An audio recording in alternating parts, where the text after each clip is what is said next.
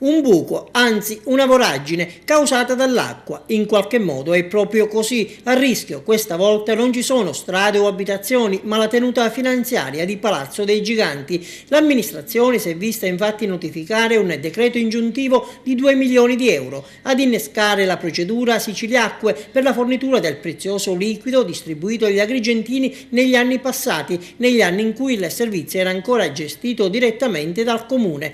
Le casse dell'ente a secco o giù di lì non hanno consentito di saldare il debito, anche se la buona volontà da parte del sindaco non è mancata, qualche rata è stata pagata. Ora c'è il provvedimento esecutivo emesso dal Tribunale di Palermo destinato a fare traballare i già precari conti comunali, e Marco Zambuto dal canto suo gioca le ultime carte per provare a mettere al riparo l'ente da un vero e proprio crack finanziario. Così, su iniziativa del dirigente dell'ufficio legale, ha deciso di proporre azione di opposizione all'esecuzione del decreto ingiuntivo, conferendo la rappresentanza del comune nel relativo procedimento giudiziario all'avvocato Rita Salvago, e intanto approderà domani sera in aula il bilancio di previsione 2011, se ancora si può definire tale, visto che siamo ormai quasi a fine anno. E per di più i primi segnali non sono positivi. La commissione competente, dopo aver esaminato numeri, carte e documenti, ha espresso parere negativo sullo schema varato dalla Giunta.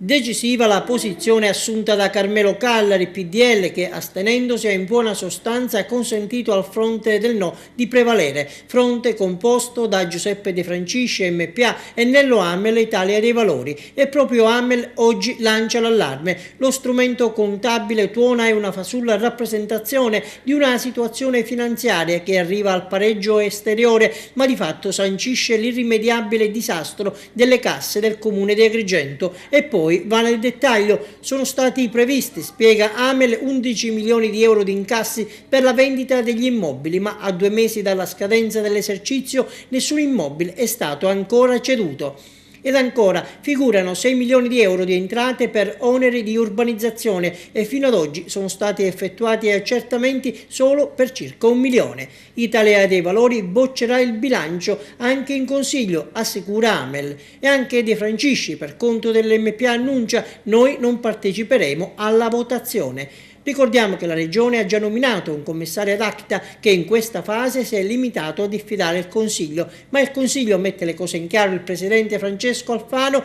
non ha alcuna responsabilità. Il mio ufficio ha ricevuto la bozza approvata dall'amministrazione solo qualche settimana fa, e anche il consuntivo 2010 bocciato da Aula Sollano è nelle mani di un commissario regionale.